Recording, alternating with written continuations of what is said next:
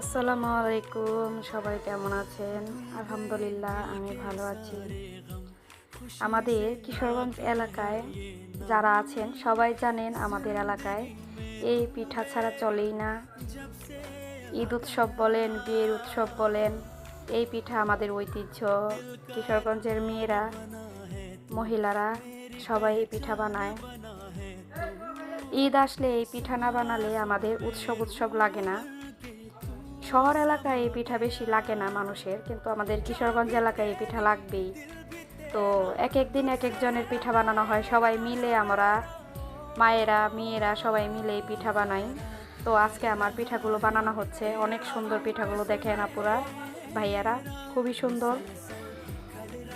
সবাই ভালো থাকবেন, চ্যানেলটা একটু সাবস্ক্রাইব করে দিবেন, সাপোর্ট করবেন, আমি নতুন।